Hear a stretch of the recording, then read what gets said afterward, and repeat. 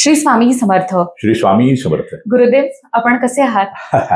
स्वामींच्या कृपेने उत्तम आहे बाळा. गुरुदेव, आजच्या या पॉडकास्टमध्ये शिव आणि पार्वती यांच्याबद्दल आपण बोलणार आहोत. शिव आणि पार्वतीची एक कथा आहे, ज्या कथेमध्ये ते दोघं जण सारीपाट खेळत असतात आणि सारीपाट खेळताना पार्वती माता जिंकते पण शिव हरतात. सो याचा नेमका अर्थ आपण काय घ्यावा? म्हणजे प्रकृतीने पुरुषावर मात केली का? श्री स्वामी समर्थ.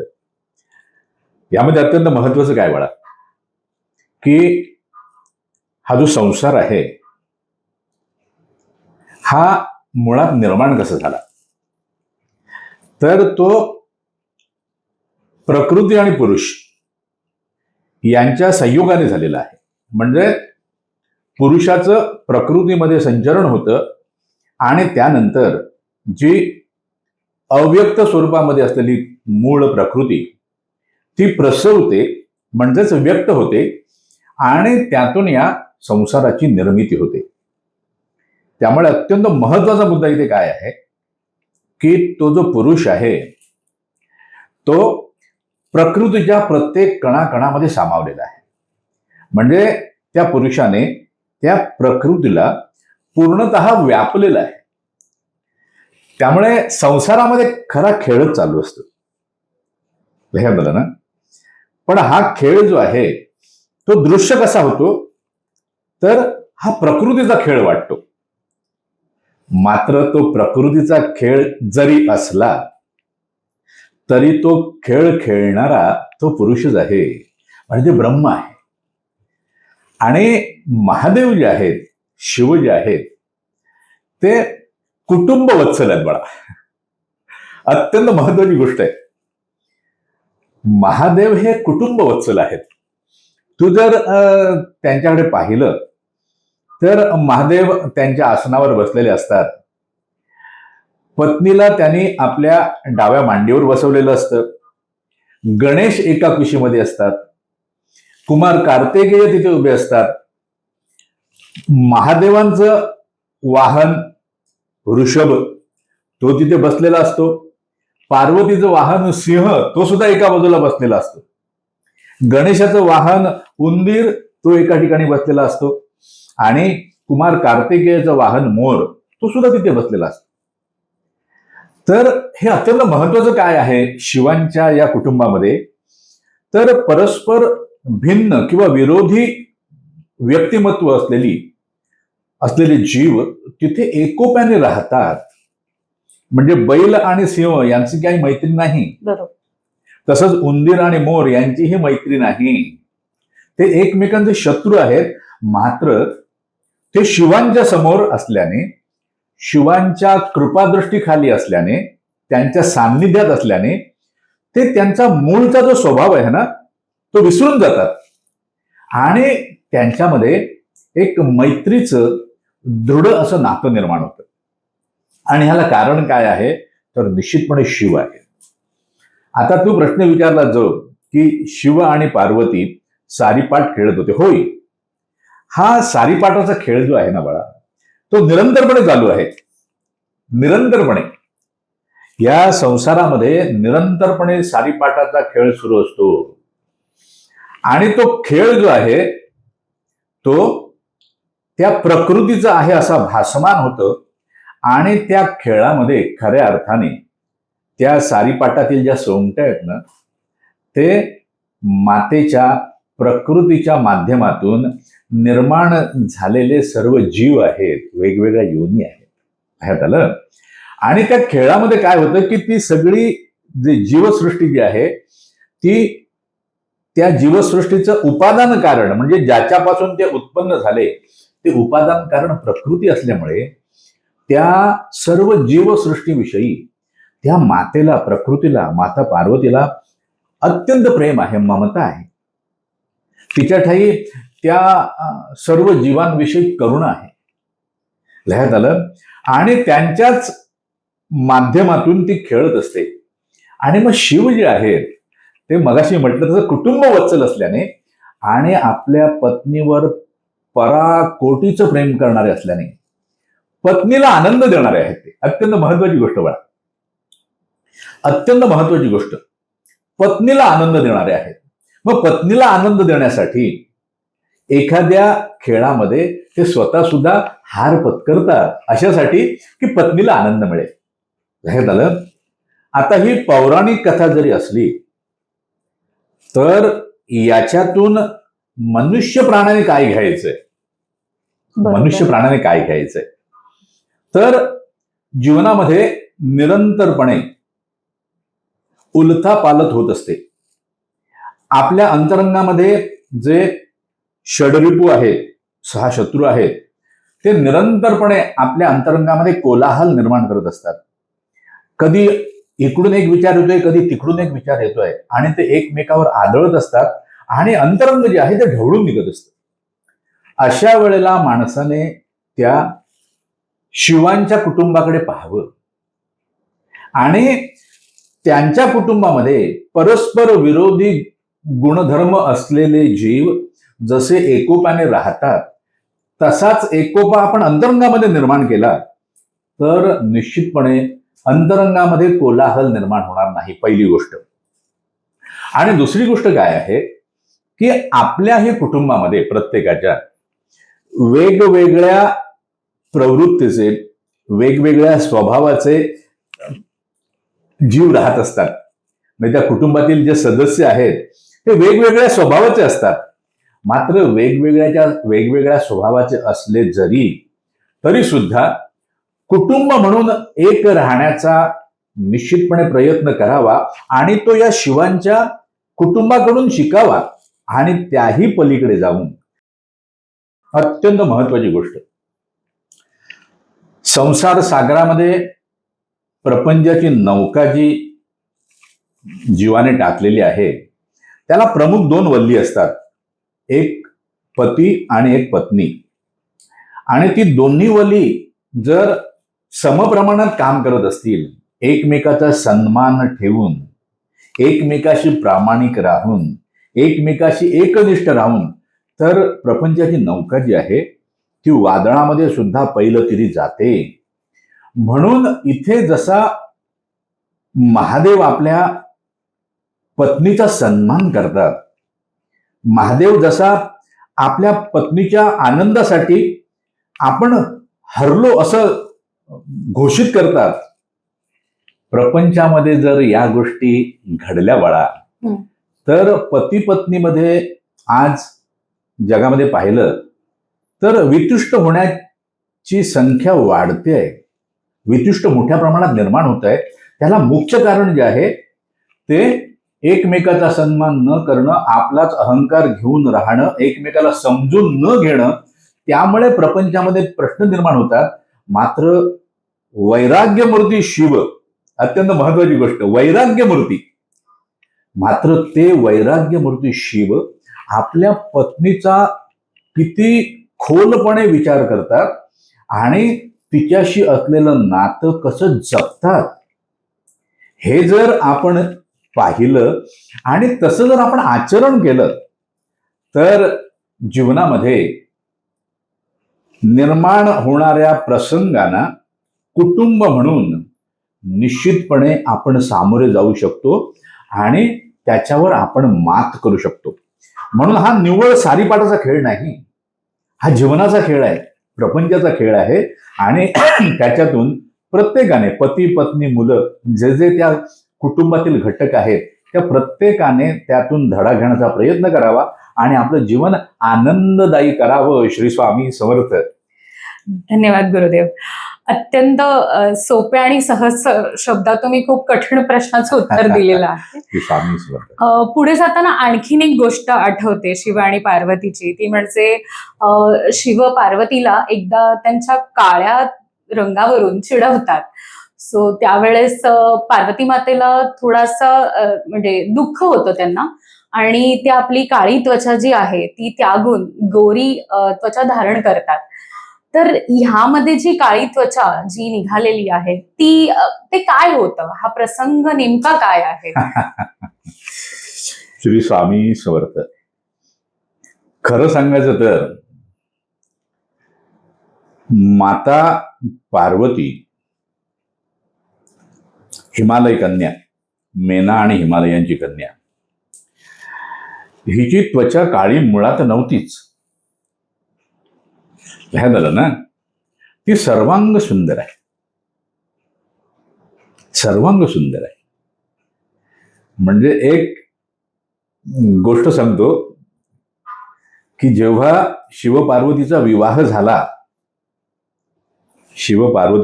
झाला आणि शिव आणि पार्वती ज्या वेळेला अग्नीला फेरे घालत होते, आपण सप्तपदी करतो, त्यावेळेला नुसते माता पार्वतीचे चरण, पाय दृश्य झाले आणि ब्रह्मदेवाला स्वतःचा संयम राखता आला नाही. अरे बाप. म्हणजे तिचं सौंदर्य किती होतं. सांगण्याचं तात्पर्य काय की तिचं सौंदर्य काय होतं. म्हणजे ती काळी असण्याचं काही कारण नाही. मात्र श्रीमद देवी भागवत जे आहे त्यामध्ये जे सांगितलंय ते तुला सांगतो बाळा. श्रीमद देवी भागवतामध्ये म्हटलंय की शुंभ आणि निशुंभ हे दोन बलवान असे दैत्य पाताळामध्ये उत्पन्न झाले आणि त्यांनी घोर तपश्चर्या केली आणि वर प्राप्त केला की कुठल्याही पुरुषाकडून त्यांना मृत्यू येणार नाही.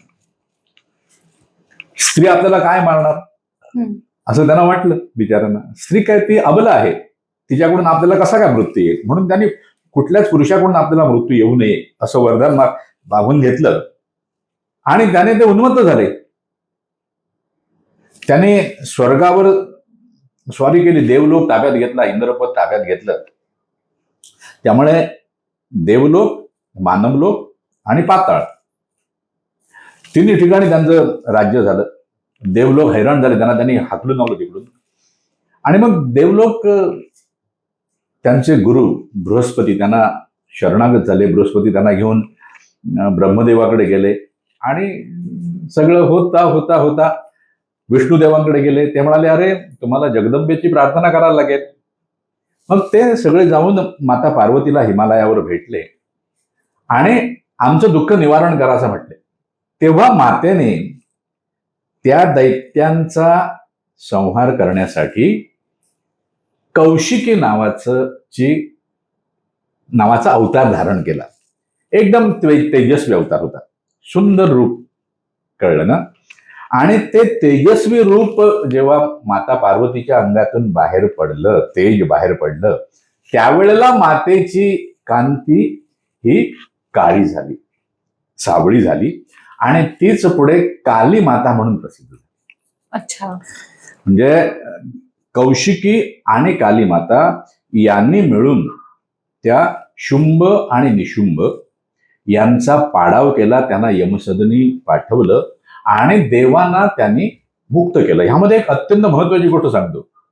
आता ही काली माता जी आहे, जी माता कौशिकी सोबतच युद्धामध्ये होती, तर त्या युद्धामध्ये त्या शुंभ निशुंभाचा एक दैत्यवीर होता, त्याचं नाव होतं रक्तबीज.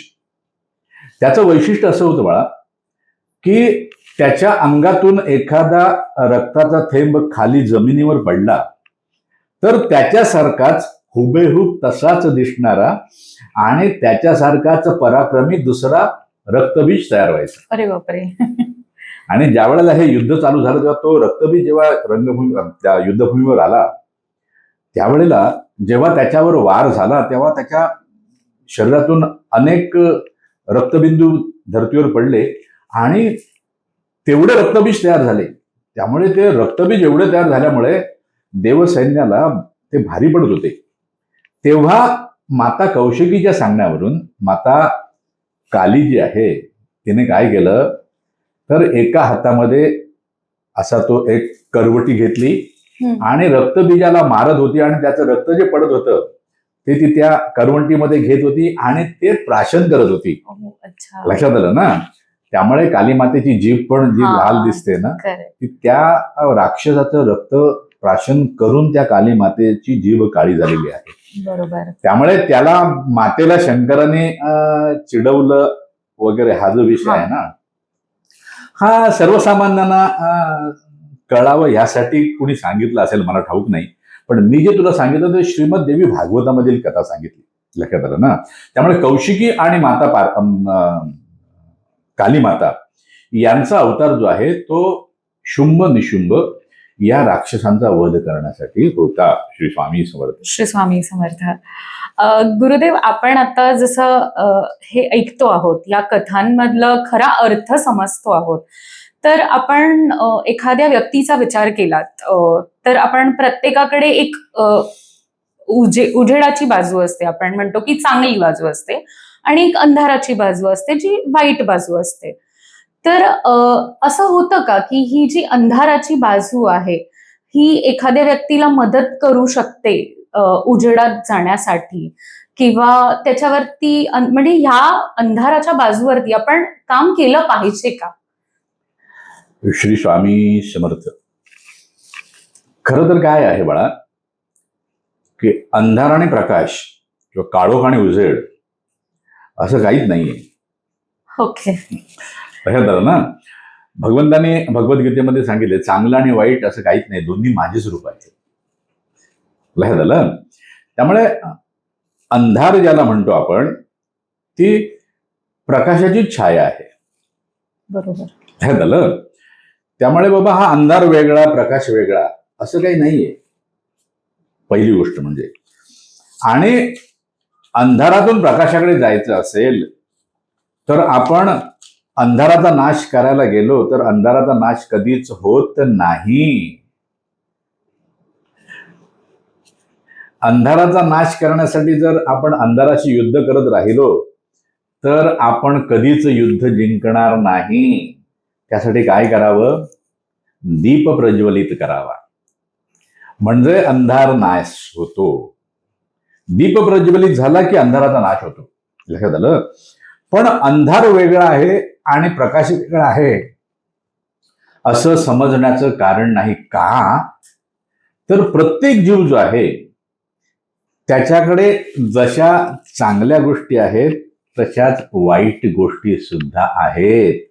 आता प्रत्येक जीवाकडे चांगल्या गोष्टीची तीव्रता किती आहे आणि वाईट गोष्टीची तीव्रता किती आहे यावर आपण म्हणतो हा माणूस चांगला आहे किंवा हा माणूस वाईट आहे. पण ज्याला आपण चांगला माणूस म्हणतो त्याच्याकडे दुर्गुण अजिबात नाही असं समजण्याचं यत्किंचितही कारण नाही. आणि ज्याला आपण दुर्गुणी म्हणतो, वाईट माणूस म्हणतो, त्याच्याकडे सद्गुण किंवा चांगला गुण अजिबात नाही असंही समजण्याचं काही कारण नाही. कारण भगवंताने म्हटलंय गुण गुणात वर्तती. कारण हे त्रिगुण जे आहेत सत्व रज आणि तम, ह्या झालं ना, यांचं वैशिष्ट्य काय आहे बाळा, की ते एकटे कधीच राहत नाहीत. फक्त सत्वगुण कोणाकडेच नाही, तसाच फक्त रजगुणही कोणाकडे नाही आणि फक्त तमोगुणही कोणाकडे नाही. यांचं वैशिष्ट्य असं आहे या गुणांचं, ते नेहमी एकत्रच राहतात. फक्त एकच असतं, एखाद्या गुणाची मात्रा अधिक असते, दुसऱ्याची त्यापेक्षा कमी असते, तिसऱ्याची अगदीच कमी असते. त्यानुसार आपण चांगला आणि वाईट असा भेद मानतो, खरा भेद नाही. लक्षात आलं ना.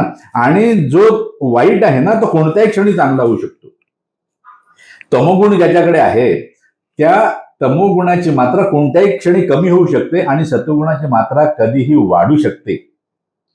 फक्त त्यासाठी त्या महादेवांची, त्या परब्रह्म श्री स्वामी समर्थांची कृपा आवश्यक आहे बाळा. ते जर झालं ना तर माणसाचं जीवन कोणत्याही क्षणी बदलतं. ध्यान झालं ना. माणसाला असं वाटतं किंवा मग आता मी काळोखातून उजेडाकडे जातो, पण तो स्वतः जात नाही, त्याला भासित होतं, कारण तो भ्रमात जगतोय. पण खरं जे घडतं ते त्या परमेश्वराच्या कृपेनेच घडत असतं. ध्यान झालं ना. त्यामुळे चांगल्या बाजूतून मी वाईट बाजूकडे जायचं का किंवा वाईट बाजूतून चांगल्या बाजूला जायचं का, हा प्रवास नाहीच आहे. कारण जीव जिथे आहे ना तिथेच तो चांगला किंवा वाईट असतो. म्हणून अंधाराकडून प्रकाशाकडे जाण्याची आवश्यकता नाही, किंवा अंधाराशी युद्ध करण्याची पण आवश्यकता नाही. केवळ दीप प्रज्वलित करावा म्हणजे अंधाराचा नाश होतो. आणि तो दीप प्रज्वलित करावा म्हणजे काय, तर आपल्या अंतरंगामध्ये भक्तीची ज्योत प्रज्वलित करावी. मला ज्याच्या अंतरंगामध्ये भक्तीची ज्योत प्रज्वलित होते त्याचं अंतरंग हळूहळू हळूहळू प्रकाशमय होऊ लागतं. आणि अंतरंग प्रकाशित झालं की जीवनामध्ये अंधकार नावालाही शेष राहत नाही. त्याचं जीवन जे आहे ते निश्चितपणे उजळून जातं आणि त्याला सगळ्या गोष्टी स्पष्ट दिसू लागतात. त्यामुळे अंधाराला मी अगोदर संपवायला पाहिजे, मग काही नाही. फक्त ज्योत प्रज्वलित करा आपल्या अंतरंगामध्ये भक्तीची, निश्चितपणे अंधाराचा नाश होईल आणि जीवन प्रकाशमान होईल. श्री स्वामी समर्थ. श्री स्वामी समर्थ. गुरुदेव, आपण नेहमीच ऐकलेलं आहे की भक्ती, जसं आता तुम्ही म्हटलं, शिवांची ज्यांनी ज्यांनी भक्ती केली आणि ज्यांनी ज्यांनी जे जे वरदान मागितलं ते त्यांना दिलं होतं. तर शिव भगवान यांचं खरं स्वरूप काय होतं मग? बापरे. शिव म्हणजे कल्याण स्वरूप. म्हणजे प्रत्येक जीवाचं, प्रत्येक जड जीवाचं कल्याण करणारे ते शिव. हे झालं. कारण शिव म्हणजेच ब्रह्म. शिव म्हणजेच ब्रह्म. त्रिदेव जे आहेत ते ब्रह्मा, विष्णू आणि रुद्र आहेत. हे झालं. त्यामुळे शिव जे आहेत तेच ब्रह्म आहेत आणि ते कल्याण स्वरूप आहेत. बाळा, म्हणजे जीवाचं कल्याण करणारे, जीवाच्या जीवनातील दुःख, दैन्य, ताप हरण करणारे, म्हणून त्यांना हर म्हटलं जातं. दुःख, दैन्य, तापाचं हरण करतात ते. लक्षात आलं ना. ते विष्णूचेही ईश्वर आहेत. लक्षात घे, विष्णूंचेही ईश्वर आहेत ते. म्हणजे त्यांच्यापेक्षा श्रेष्ठ कोणी नाही आणि त्यांच्यासारखा श्रेष्ठ सुद्धा कोणी नाही. त्यांच्या सम अथवा त्याहून श्रेष्ठ कोणी नाही. कारण शिव म्हणजेच ब्रह्म आहे. बघा, ज्यांच्यापासून हा सगळा संसार उत्पन्न झाला, जे या संसाराचे निर्माते, या संसाराचं पालन करणारे आणि या संसाराचा लय करणारे आहेत. ना. त्यामुळे शिवांच्या स्वरूपाविषयी बोलायचं म्हटलं तर जे विद्वान मुनी होऊन गेले त्यांना देखील त्यांच्या स्वरूपाचं पूर्ण वर्णन करणं काही शक्य झालेलं नाही. कारण ते प्रकृतीच्याही परे आहेत. झालं ना. प्रकृतीच्याही परे आहेत. प्रकृतीला ते अधीन करून आहेत. कारण त्यामुळे संसाराची उत्पत्ती होते आणि क्रिया ज्या आहेत त्या घडतात. झालं ना. त्यामुळे शिवांचं स्वरूप काय आहे, तर शिव हे ब्रह्म आहे, ज्यांच्यापासून या संसाराचा उद्रेक झाला. थोडक्यात ते संसाराची उत्पत्ती, स्थिती आणि लय करणारे आहेत. ते सत चित आनंद स्वरूप आहे. या पलीकडे त्यांचं स्वरूप वर्णन करणं म्हणजे या पॉडकास्टच्या माध्यमातून ते केवळ अशक्य आहे. त्यामुळे काय करावं, त्यांना शरणागत व्हावं आणि त्यांच्या कृपेची याचना करावी. मला श्री स्वामी समर्थ. श्री स्वामी समर्थ. मग गुरुदेव, मर्यादित मन म्हणजेच माणूस, हे अमर्यादाचा शिव, याचा अनुभव कसा घेऊ शकते? मुळात शिव म्हणजे ब्रह्म. आताच आपण म्हटलं, ब्रह्म जे आहे ना बाळा, ते अनुभवातीत आहे, अनुभवाच्या पलीकडचं आहे. म्हणजे ज्याला जाणण्यासाठी मन आणि वाणी देखील असमर्थ ठरतात. मन सुद्धा तिथून माघारी येतं, अरे मला नाही जमत. वाणी सुद्धा तिथून माघारी येते, अरे मला वर्णन नाही करता येत. मनाला देखील त्याचा अनुभव नाही करता येत, वाणीला त्याचं वर्णन नाही करता येत. लक्षात आलं ना? त्यामुळे मनाने मला शिवाना जाणून घेता येईल का? नाही. कारण मन हे अत्यंत मर्यादित स्वरूपाचं आहे. आपण म्हणतो मन केवढं फार मोठं आहे, मन कुठलीही आकलन करू शकतं, मन कुठलाही संकल्प करू शकतं. होय, लक्षात आलं ना? पण मन हे अत्यंत मर्यादित आहे. त्यामुळे मर्यादित मनाच्या सहाय्यानं अमर्याद सामर्थ्याला काही जाणून घेता येत नाही. आता महासागराचा विचार जर केला आपण, तर महासागराचं पाणी विशाल आहे. आपण एक 2-4 थेंब घेतले आणि मुखात टाकले तर आपण म्हणू शकतो, अरे हा महासागर विशाल असला तरी त्याचं पाणी खारट आहे. होय, कारण तो त्याचा गुणधर्म आहे. मात्र ब्रह्म जे आहे हे निर्गुण आहे. त्याला कुठल्याच प्रमाणाने सिद्ध करता येत नाही. पाण्याचा खारटपणा प्रमाणाने सिद्ध करता येतो. ब्रह्माला म्हणजेच शिवाना कुठल्याच प्रमाणाने सिद्ध नाही करता येत बाळा. त्याचं प्रमेय मांडता येत नाही. म्हणून मन, चित्त, अहंकार, बुद्धी यांच्या परे झाल्याशिवाय, म्हणजेच प्रकृतीच्या परे झाल्यानंतरच खऱ्या अर्थानं त्या ब्रह्माच्या, त्या शिवांच्या स्वरूपाविषयी, त्यांच्या अस्तित्वाविषयी आपल्याला जाण होऊ शकते. त्यासाठी आत्मतत्वाची जाण अत्यंत आवश्यक आहे. आणि आत्मतत्वाची जाण ही बुद्धितत्वाच्या परे झाल्याशिवाय काय होत नाही ना. त्यामुळे मनाने त्यांना जाणता येतं का? नाही जाणता येत. भक्ती करता येते आपल्याला. आपण त्यांच्या चरणी समर्पित होण्यासाठी त्यांनाच प्रार्थना करावी, त्यांच्या कृपेसाठी याचना करावी.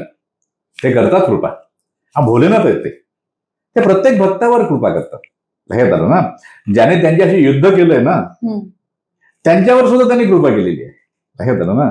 हे परम दयाळू असं हे ब्रह्म आहे, कल्याण स्वरूप आहे. त्यांच्याबद्दल बोलताना खरं सांगायचं तर कधी कधी असं वाटतं की अरे काय बोलायचं, आपण काय बोलायचं, आणि बोलायला लागतं एवढं आहे तर हे बोलून संपणार कधी, लक्षात आलं? अशी अवस्था आहे. म्हणजे शिव म्हणजे शिव, दुसरं काय म्हणणार त्यांना, हा म्हणता येत नाही मला. लक्षात आलं ना? स्वामी समर्थ. गुरुदेव, अशाच शिवांच्या ज्या काही कथा आहेत त्या एका कथेमध्ये असं आहे की त्यांनी शुक्राचार्यांना गिळलं होतं. तर हे काय आहे, म्हणजे गिळलं होतं का खरं तर, आणि का गिळलं मग? शिव महापुराण जे आहे त्यामध्ये ही कथानक आहे. त्याच्यामध्ये तुला सांगतो मला. आता शुक्राचार्य म्हणजे मूळचे भृगु मुनींचे पुत्र, म्हणून त्यांचं नाव भार्गव. त्यांना भार्गव म्हणायचं.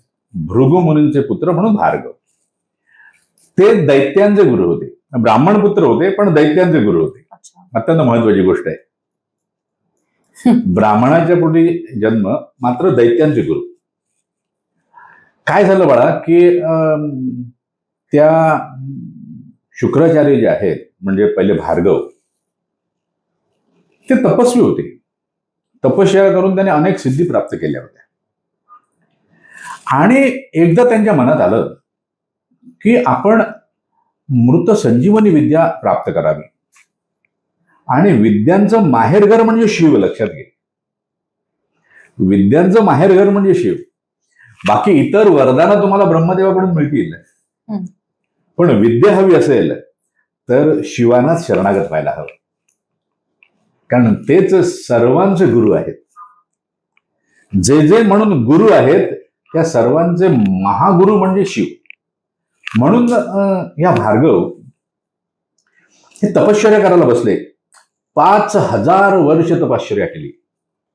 5000 वर्ष. पण त्यांना काही शिव प्रसन्न झाले नाहीत. म्हणून त्याने मग विचार केला, अरे मी एवढी 5,000 वर्ष तपश्चर्या करतोय, पण मला अजून शिव प्रसन्न होत नाही. मग त्याने आपल्या अंतरंगामध्ये पाहिलं. हा ज्ञानी माणूस, ज्ञानी ऋषी होते ते.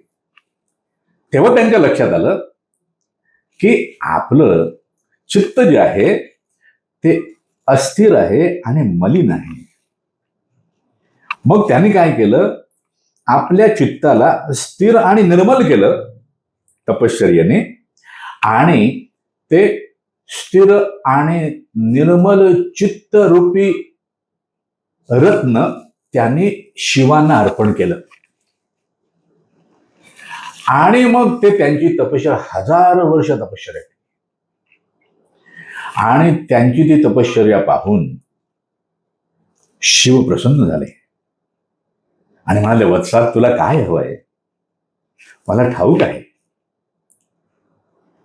जी विष्णू पार्षदांना सुद्धा प्राप्त नाही आणि ब्रह्मदेवाला ठाऊकही नाही, अशी मृत संजीवनी विद्या मी तुला प्रदान करतो.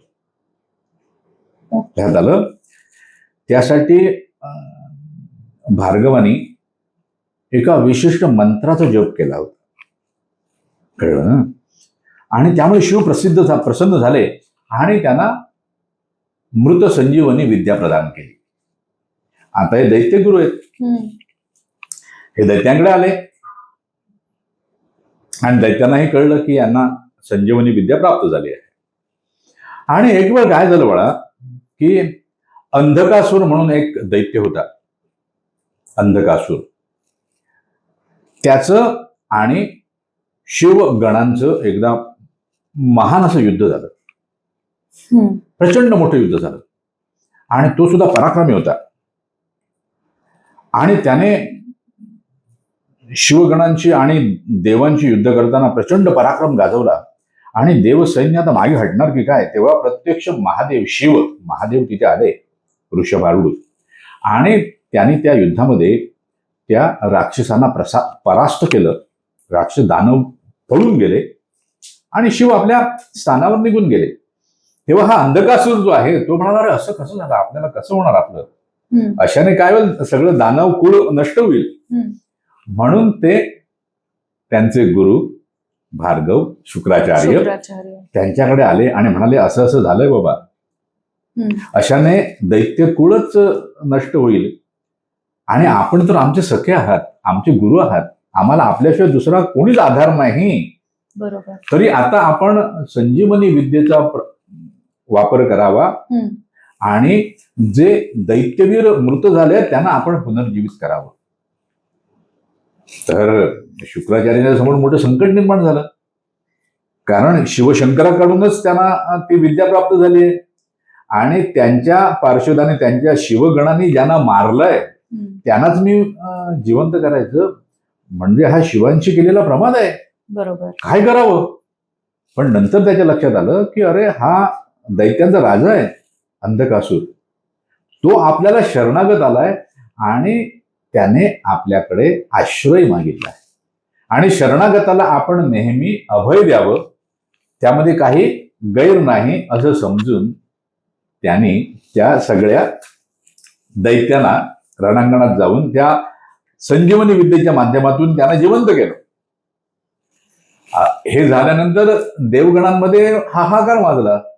पण देवगणांनी काय केलं, नंदी तिथे युद्धामध्ये होता, त्याला महादेवांकडे पाठवलं आणि म्हणाला, असं असं झालं, तू महादेवांना ताबडतोब सांग. नंदी आला आणि महादेवांना सांगितलं, बाबा असं असं झालंय. महादेव म्हणाले, तू एक काम कर. नंदीला म्हणाले, तू जा आणि शुक्राचार्याला उचलून इकडे घेऊन ये.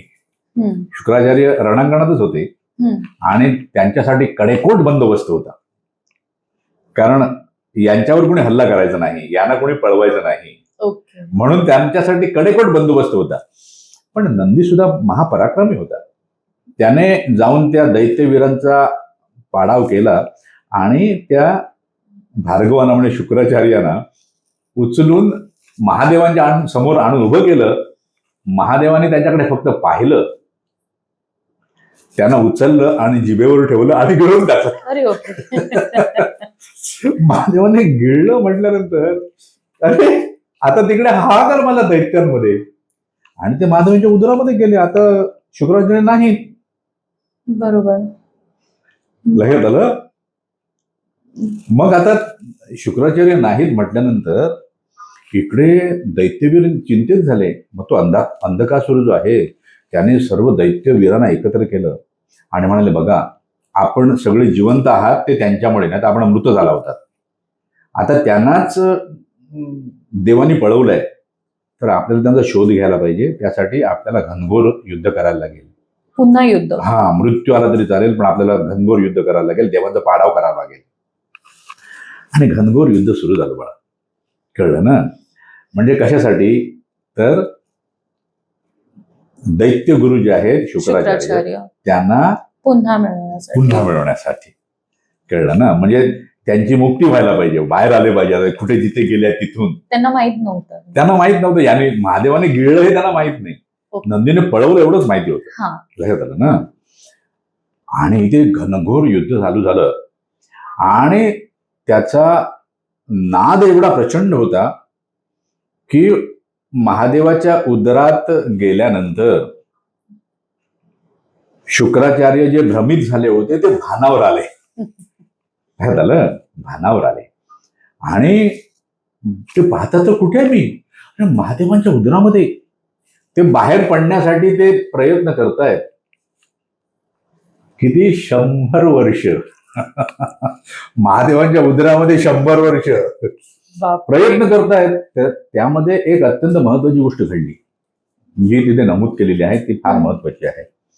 ती म्हणजे जेव्हा ते शुक्राचार्य, म्हणजे त्यावेळी त्यांचं नाव भार्गव होतं, ते महादेवाच्या उदरातून बाहेर पडण्यासाठी मार्ग शोधत होते, तेव्हा त्यांनी पाहिलं, अरे म्हणजे जणू काय आपण सीसीटीव्ही लावतो आणि त्या स्क्रीनवर वेगवेगळ्या ठिकाणच्या गोष्टी पाहत असतो ना, तसं त्यांना दिसतं, अरे हे इथे विष्णुलोक आहे, इथे ब्रह्मलोक आहे, इथे देवलोक आहे, इंद्रलोक आहे, इथे त्या सगळ्या अप्सरांचं हे आहेत, भवनं आहेत, सगळं आहे. आणि नंतर पाहता तर बाहेर जे युद्ध चाललंय ते सुद्धा आतमध्ये दिसतंय. थोडक्यात सांगायचं काय की महादेव जे आहेत, शिव जे आहेत, ते सर्वव्यापी आहेत. ही सगळी भुवन जी आहेत ती सगळी त्यांच्या उदरामध्ये होती. झालं. आणि 100 वर्ष प्रयत्न करून सुद्धा जेव्हा त्यांना बाहेर येता आलं नाही, तेव्हा त्यांनी विचार केला की आता याच्यातून आपल्याला एकच मार्ग आहे, तो म्हणजे शिवांची आराधना करणं. मग त्याने शिवांची आराधना केली आणि शिवांची आराधना केल्यामुळे ते शिवांच्या लिंगातून शुक्र रूपाने बाहेर आले. तेव्हा शिव त्यांना काय म्हणाले, अरे वत्सा, यापूर्वी तू भृगु मुनींचा पुत्र होतास, आज तू माझ्या उत्तम इंद्रियातून बाहेर आलास शुक्र रूपाने, म्हणून यापुढे तुझं नाव शुक्र होईल. आणि आता तू आमचा पुत्र आहेस. आणि महादेव आणि माता पार्वती याने त्यांना आपला पुत्र मानलं. माता पार्वतीने त्यांना सर्व दोषातून मुक्त केलं आणि मग ते शुक्राचार्य झाले. म्हणजे त्यांची मुक्ती कशी झाली, तर महादेवांच्या लिंगातून शुक्र रूपाने ते बाहेर आले आणि मग त्यांचं नाव शुक्र झालं. ते पुढे शुक्राचार्य म्हणून प्रसिद्धीस पावले. अशाच आपण विविध कथा जेव्हा ऐकतो शिवांबद्दलच्या, तसं अनेक गाण्यांमधून, पहाडी गाण्यांमधून असा उल्लेख केलेला आहे की शिवांच्या ज्या सासूबाई होत्या मैनावती, जेव्हा शिव वरात घेऊन आले होते पार्वती मातेसाठी, तेव्हा ते त्यांना पाहून घाबरल्या होत्या. कारण त्यांचं जे रूप होतं, त्यांनी साप धारण केला होता, राख लावली होती आणि भूत आणि गण त्यांच्यासोबत त्या वरातीत सामील झाले होते. तर ते रूप पाहून त्या घाबरल्या होत्या आणि त्यांना चक्करही आली होती. तर हे म्हणजे शिव म्हणजे पुरुष, मग त्यांच्या बाह्य रूपाला का महत्व दिलं जातं आणि त्या अशा का घाबरल्या होत्या एकंदरीत? श्री स्वामी समर्थ. महत्वाचं काय बाळा, शिव जे आहेत ते प्रत्यक्ष ब्रह्म आहेत, लक्षात आलं ना. आणि ते विविध रूप धारण करत असतात. मग ही रूप कशासाठी धारण करतात, तर त्यामागे एकच उद्देश प्रामुख्याने असतो. प्रामुख्याने तो म्हणजे भक्त कल्याण. काय झालं, भक्ताचं कल्याण. त्यावेळेला काय झालं माहितीये का, की शिव पार्वती विवाहाचा दिवस ठरला आणि शिव आपली वरात घेऊन हिमालयांच्या दरवाजावर येत आहेत, त्यांच्या नगरीमध्ये प्रवेश करतायत. त्यावेळेला हिमालयाच्या राजमहालामध्ये एक अत्यंत महत्वाची घटना घडली. देवर्षी नारद तिथे उपस्थित झाले आणि नारद मेनका देवींना काय म्हणतायत, हे मेनका देवी, आपण एवढी वर्ष ज्यांना पाहण्यासाठी अत्यंत उत्सुक झाला आहात, ज्यांच्यासाठी पार्वतीने कित्येक वर्ष तपश्चर्या केली, ते शिव प्रभू आता आपल्या नगरीमध्ये प्रवेश करत आहेत. तर ती मेना देवी जी होती, पार्वतीची माता, ती म्हणाली, माझी पार्वती तर एवढी सुंदर आहे आणि तिने शिवांना वरलं आहे, तिने त्यांच्यासाठी तपश्चर्या केली आहे, म्हणजे ते सुद्धा रूपानं किती सुंदर असतील, सर्वांग सुंदर असणार.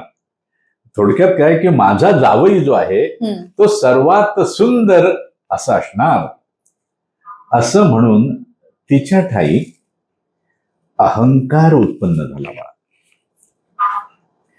आता शिव तर सर्वज्ञानी आहेत, सर्वांतर्यामी आहेत, त्याने ते जाणलं, नेमकं तेच ठरलं. लक्षात आलं ना, ते जाणलं त्यांनी.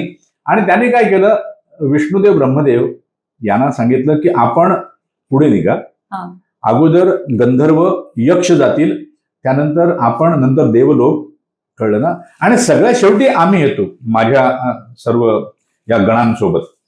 त्यानुसार अगोदर गंधर्व आले. गंधर्व म्हणजे सगळे म्हणजे देह अतिउत्तम असलेले, बरोबर, सर्वांग सुंदर.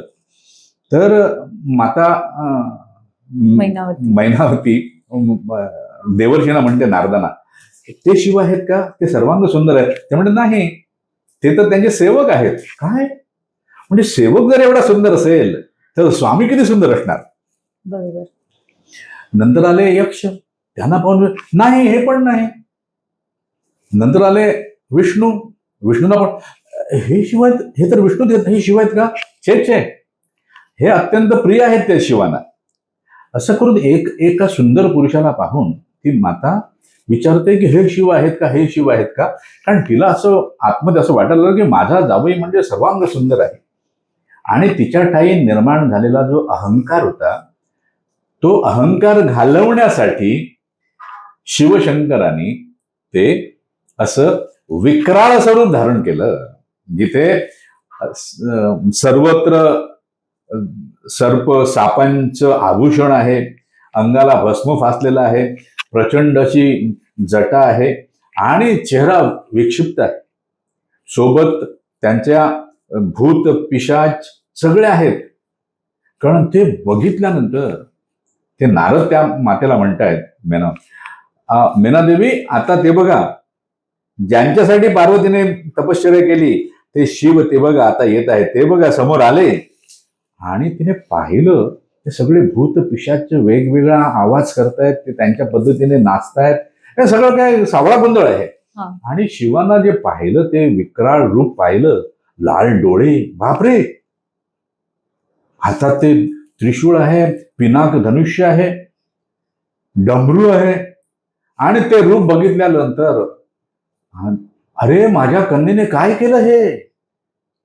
त्या नारदांना पहिली ती शिवाय द्यायला लागली, तुम्ही मला फसवलंय. कारण नारदांनी सांगितलं होतं की पार्वतीला शोभून दिसेल असा वर म्हणजे शिव आहे आणि शिवाना शोभून असेल अशी पार्वती आहे. ते एकमेकाला अनुरूप आहेत. तुम्ही मला फसवलं असं म्हणून तिला कसलंच संयम राहिला नाही आणि ती मूर्छित पडली. मूर्छित पडण्याचं कारण हे आहे की शिवांची ती लीला होती. मग नंतर त्याने अनेकांना शिव्या शाप दिल्या आणि पार्वती शेवटी आली आणि तिने सांगितलं, माते तू असं काय करतेस आता? आणि नंतर सप्तऋषींनी जाऊन शिवाना सांगितलं आणि शिवानी त्यांच्या मूळ रूपामध्ये सर्वांग सुंदर असं त्यांचं मूळ रूप जे आहे त्या रूपामध्ये ते मातेच्या समोर आले आणि तिला त्यांनी आपल्या स्वरूपाचं दर्शन घडवलं. अत्यंत महत्वाची गोष्ट आहे बाळा. रूप दिसतं, स्वरूप दिसत नाही. बरोबर. तिला स्वरूपाचं दर्शन घडवलं आणि ते दर्शन करून ती मेनावती तृप्त झाली आणि शिवपार्वतीचा विवाह संपन्न झाला. स्वामी समर्थ. गुरुदेव, सत्यम शिवम सुंदरम असं म्हटलं जातं. सत्य हे सगळ्यांना जाणून घ्यायचं असतं, पण ते सुंदर किंवा आकर्षणीय दिसत नाही म्हणून कोणी ते नाकारतं का? श्री स्वामी समर्थ. कसं आहे बाळा की भूतलावर खास करून मनुष्य प्राणी जो आहे तो जीवन जगत असतो. म्हणजे काय करत असतो तर तो प्रत्येक क्षणाला अनुभव घेत असतो. बरोबर. अनुभव करत असतो. तो कर्म करत असतो. कर्मामध्ये सुद्धा अनुभव आहे. कर्माचे भोग समोर येऊन उभे राहिले की त्यावेळेला सुद्धा अनुभवच आहे. त्यामुळे भोग भोगण्यामध्ये जसं कोणाला ऑप्शन दिलेलं नाही तसंच कर्म करण्यामध्ये सुद्धा कोणाला ऑप्शन नाही बाळा. कारण मागील कर्माचे जे संस्कार असतात तेच त्याच्या चित्तावर प्रभाव टाकतात आणि त्यानुसारच त्याच्याकडून कर्म करून घेतलं जातं. याला अपवाद फक्त त्या जीवांचा आहे ज्यांना समर्थ सद्गुरूंची कृपादृष्टी प्राप्त झाली, ज्यांना समर्थ आत्मज्ञानी गुरु प्राप्त झाला आणि त्यांच्या कृपेने जर हे आत्मज्ञानाच्या मार्गावर क्रमण करू लागले आणि आत्मतत्वाची त्यांना जाण येऊ लागली तरच त्यांना त्या कर्मसंस्काराच्या तडाख्यातून सुटता येतं आणि या कर्म आणि फळ हे जे विष सर्कल आहे त्या सर्कलमधून त्यांना बाहेर पडता येतं. अन्यथा कुठल्याच जीवाला, मनुष्य जीवाला फळ भोगण्यामध्ये ऑप्शन नाही, कर्म करण्यामध्ये सुद्धा ऑप्शन नाही. मी हे कर्म करणार नाही, मी कोणतंच कर्म करणार नाही असं कोणीच म्हणू शकत नाही. कारण भगवंताने स्पष्ट म्हटलं आहे की कुठल्याच जीवाला, मनुष्य जीवाला कर्म केल्याशिवाय राहता येतच नाही. कारण कर्म जे आहे ते 3 प्रकारे घडतं. एक देह, एक वाणी आणि एक मन. बोलताना सुद्धा कर्म घडत असतं. हातपाय हलवून आपण जे काय करतो ते कर्म घडत असतं आणि मन सुद्धा निरंतरपणे कर्मामध्ये रत असतं. लक्षात आलं ना?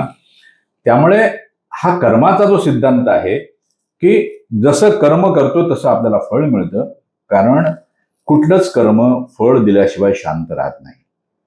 मग आता तुझा जो प्रश्न आहे सत्य नाकारण्याचा अधिकार कोणालाच नाही.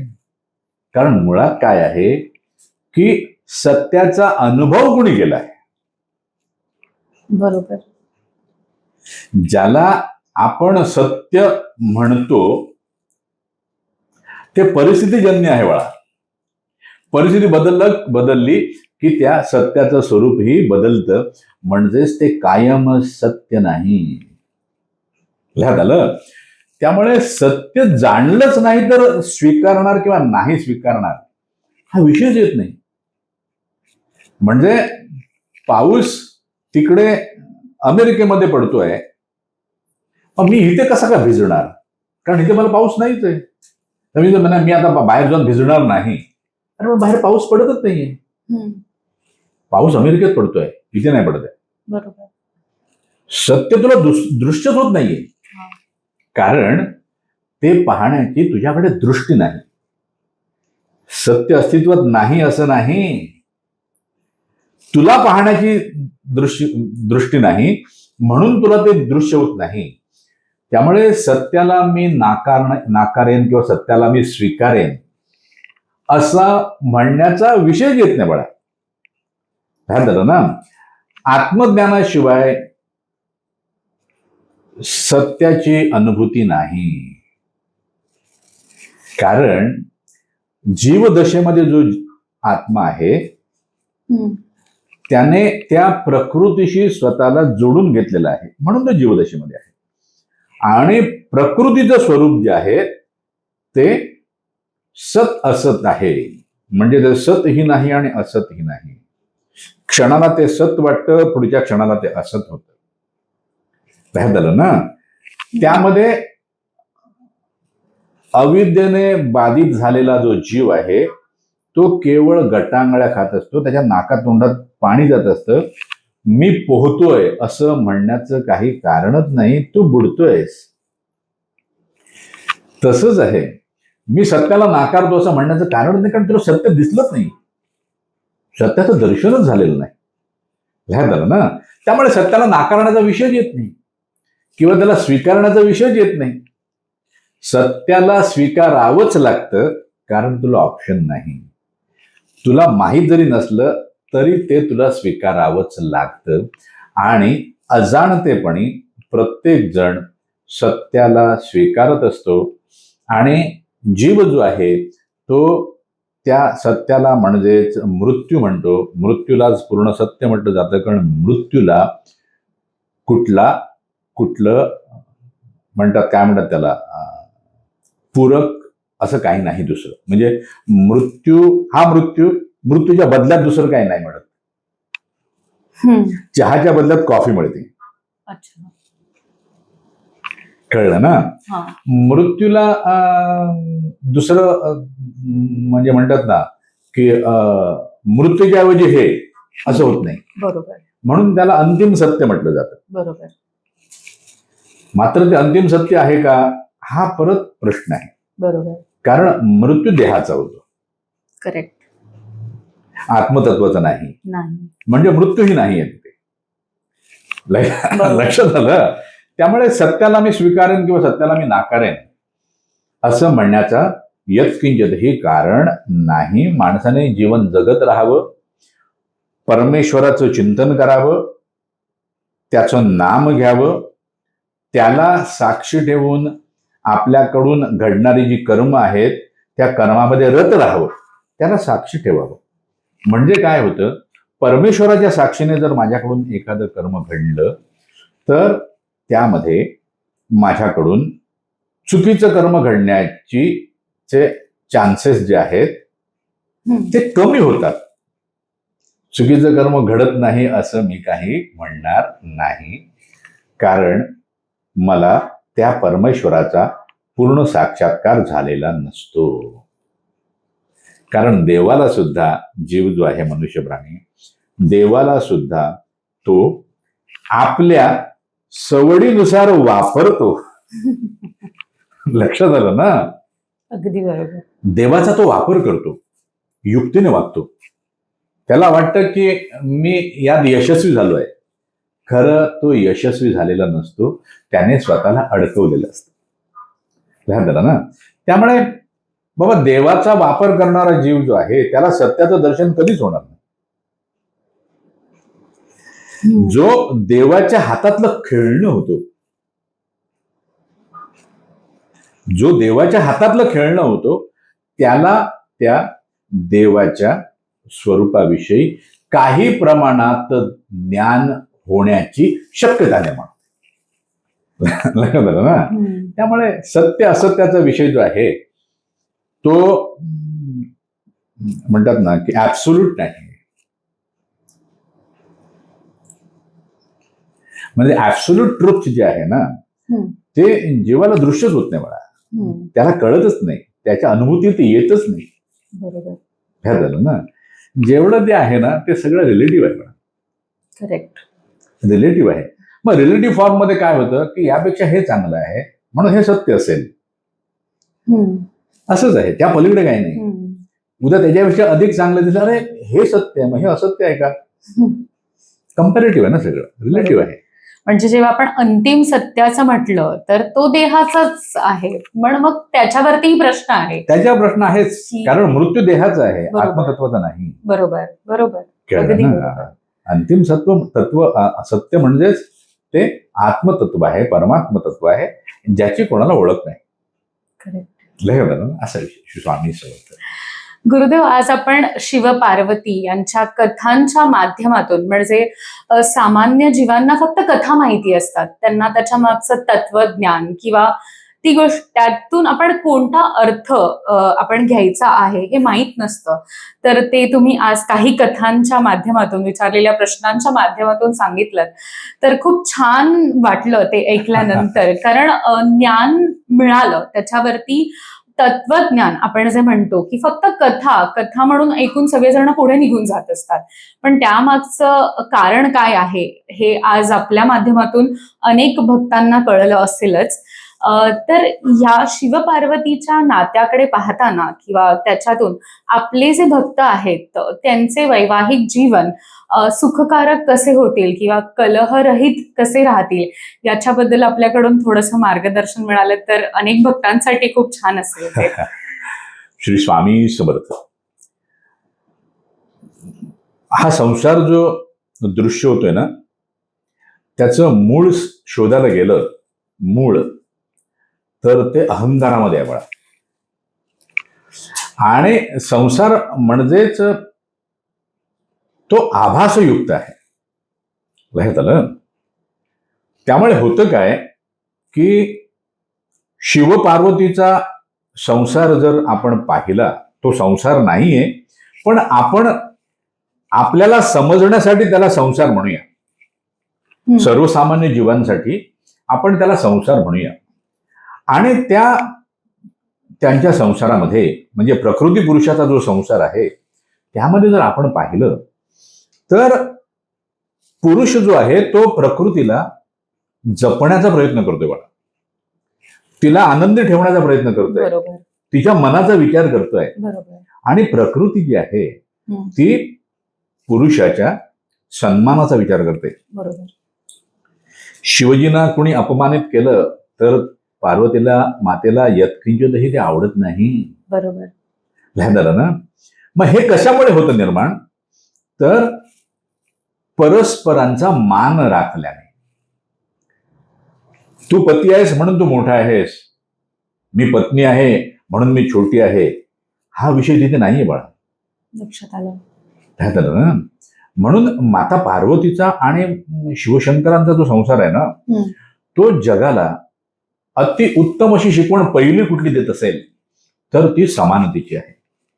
स्त्री आणि पुरुष यामध्ये समानता असली पाहिजे. मातेने सुद्धा असं कधीच म्हटलं नाही की माझ्या माध्यमातून या क्रिया घडतात म्हणून मी श्रेष्ठ आहे, नाही म्हटलं कधी मातेने. तसंच पती पत्नीच्या नात्यामध्ये पती आणि पत्नी हे जेव्हा एकत्रितपणे जीवन जगायला सुरुवात करतात, त्या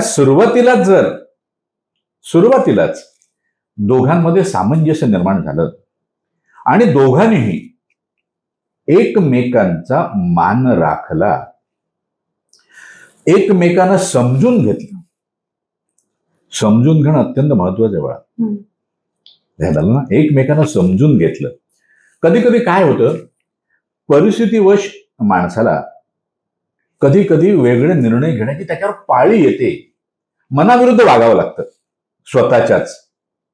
मग अशा वेळेला जर पतीने एखादा निर्णय घेतला आणि तो जर पत्नीला रुचत नसेल, किंवा पत्नीने एखादा निर्णय घेतला परिस्थितीवश आणि तो जर पतीला रुचत नसेल, तर त्याने त्वरित भांडायला सुरुवात न करता, हे तू असं कसं केलंस, किंवा तुम्ही असं कसं केलं, असं न म्हणता, अरे बाबा हा निर्णय त्याला का घ्यावा लागला, किंवा हा निर्णय त्याला का घ्यावा लागला, हे जर समजून घेतलं ना म्हणा, तर भांडणाच्या ऐवजी ती दोघंही एकत्रित येऊन त्या परिस्थितीवर मात करण्याचा प्रयत्न करतात. बरोबर. म्हणून एकमेकाला समजून घेणं अत्यंत महत्वाचं आणि दोघांचा एकमेकांवर दृढ विश्वास असायला पाहिजे. पण यामध्ये अत्यंत महत्वाची गोष्ट काय आहे बाळा, की विश्वास करणं सोपं आहे, विश्वास टिकवणं कठीण आहे. बरोबर. माझा पती माझ्यावर विश्वास ठेवून आहे, मग ती माझी जबाबदारी आहे की तो विश्वास मी टिकवायचा आहे, त्या विश्वासाला तडे जाणार नाहीत यासाठी मी प्रयत्नशील राहायचं आहे, मी प्रामाणिक राहायचं आहे. तसंच पत्नी पतीवर जेव्हा विश्वास टाकते तेव्हा पतीचं हे कर्तव्य होतं की बाबा पत्नी माझ्यावर पूर्ण विश्वासून आहे, त्यामुळे तिच्या विश्वासाला यत्किंचितही तडा जाणार नाही याची काळजी घेण्याची पूर्ण जबाबदारी माझी आहे. आणि त्या जबाबदारीच्या भावनेतून जर ते एकमेकाशी वागले तर निश्चितपणे प्रपंच उत्तम होतो बाळा. आणि शिवांचा जो संसार आहे त्यामध्ये समानता आहे, सामंजस्य आहे, समजूतदारपणा आहे, विश्वास आहे आणि आपल्या कुटुंबातील सदस्यांना सामावून घेण्याची वृत्ती आहे. बरोबर. तो गणेश असू द्या, कार्तिकेय असू द्या, त्यांची वाहनं सुद्धा, त्यांना सुद्धा महत्व आहे. लक्षात आलं ना, बरोबर. त्यांना सुद्धा महत्व आहे बघ. म्हणून महत्वाचं काय आहे की आपल्या कुटुंबाचा भाग असलेला, मग तो मनुष्य प्राणी असू द्या अथवा इतर जीव असू द्या, त्यांचा सुद्धा आपण जर सन्मान केला आणि त्यांच्याशी प्रेमाची वागणूक केली तर प्रपंच उत्तम होतो. आता या सगळ्यांना जोडून ठेवणारं काय आहे तर ते प्रेम आहे बाळा. बरोबर. प्रेम नसेल आणि या सगळ्या इतर गोष्टी आहेत पण प्रेम नाही तर संसार वृक्ष होईल. कारण भावनाच नाही आहेत त्याच्यात, बाकी सगळं आहे. बरोबर. भावना म्हणजेच प्रेम. प्रेम असायला हवं त्यामध्ये. प्रत्येकाला एकमेकांविषयी प्रेम असायला हवं. पत्नीला पतीविषयी प्रेम असायला हवं, पतीला पत्नीविषयी प्रेम असायला हवं आणि त्याचबरोबर आपल्या कुटुंबातील सदस्यांविषयी सुद्धा प्रेम असायला हवं. ते जर झालं तर प्रत्येकाचा प्रपंच आनंदाचा होतो. कुठलंही संकट आलं तर ते संकट त्या कुटुंबाला कधीच यातायात करायला लावत नाही, त्यांना यातना देऊ शकत नाही.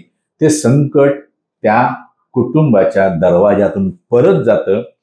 आणि हाच संदेश प्रत्येकाने या शिवपार्वतींच्या कुटुंबातून घ्यावा आणि आपलं जीवन जे आहे ते सुखकर आणि आनंदी कसं होईल याचा विचार करावा.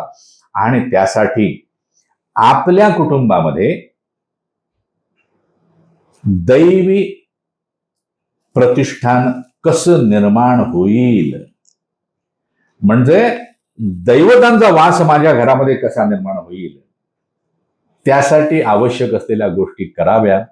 त्यासाठी एकमेकाशी मनमिळाऊपणा ठेवून वागावं, भांडण टाळण्याचा प्रयत्न करावा, घराला स्वच्छ ठेवावं, नीटनेटकं ठेवावं आणि जीवनाचा आनंद घ्यावा. श्री स्वामी समर्थ. धन्यवाद श्री गुरुदेव. स्वामी समर्थ. श्री स्वामी समर्थ.